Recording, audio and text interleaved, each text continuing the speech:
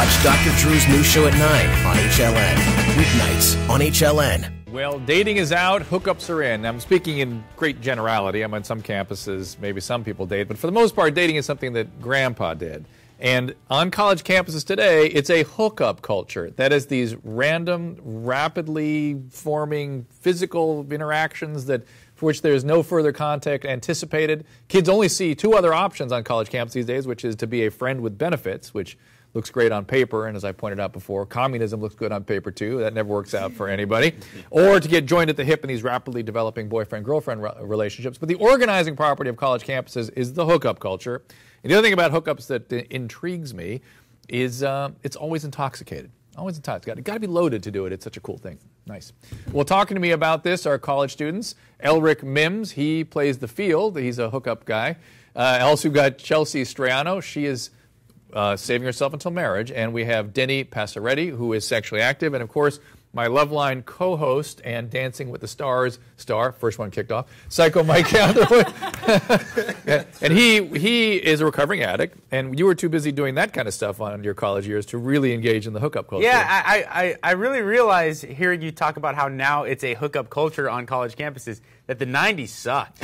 Like, I really picked the wrong generation to grow up in because it seemed like in the 70s and 80s people were hooking up and having casual sex, and now it seems like you young people are having that again.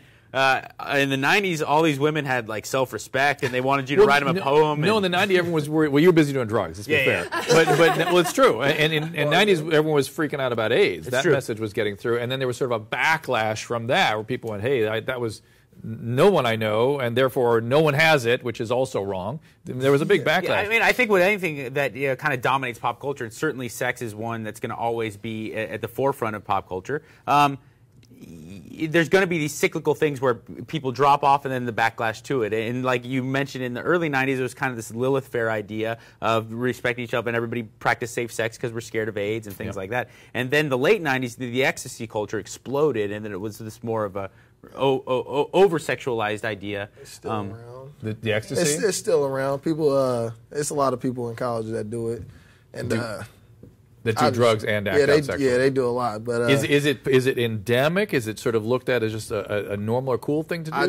I don't know. I just feel like when I hear about it, people tell me it just enhances the party. You know, it just. Well, let's forget about the. Let's leave the E behind. It's turning into more of a normal thing, in my opinion. I mean, just the way people even talk about it. Talking about hooking up or hooking up and drugs and taking ecstasy to enhance the sex. On a college campus, like, humor the old guy, please. But on a college campus, isn't partying and sex go hand in hand? Yeah. I mean, you can't really have one without the other. But that's my point, Chelsea. My point is, if hooking up is such a cool thing, which I don't think you think it is. Well, I don't know if I have friends that do it, or I'm not I'm against it for myself. That's not something that I choose to do for myself, but it's something that friends choose, and I'm not going to hate on them for doing that. It's a personal choice.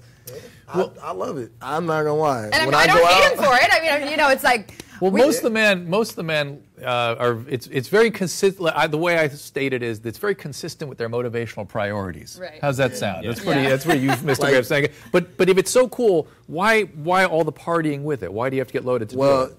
It just makes it a lot more fun. Like, if you think about it, when a lot of people are drunk. There was a big difference. I don't know if anybody caught that. Why would you use alcohol? What are you getting out of that? Well, it kind of gives you that courage to come up to them. All right, gives you courage. You said. I was going to agree. Say liquid confidence. No. You said it helps you say yes.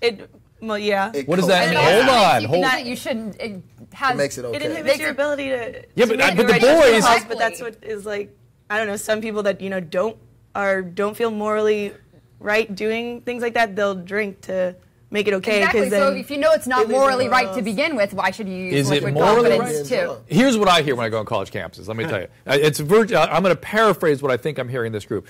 The Elrics of the world go, I need the courage because I might get rejected. It's a very intense thing. It's very intense. It's a few things. Okay, it gives you liquid courage. Let's call it. Yeah. You're basically drinking to deal with anxiety about how intense this thing is. Would that be about right? Not really, because I'm going out drinking just so. Anyway, I know you're going anyway, but at the end of the night, it kind of makes the sex a little more fun. All right, but to say it's liquid courage, those are your words. It is. The thing you're needing to get away from to get more courage is nervousness, anxiety. Yes. Okay, so what she said is, I drink so I don't have feelings.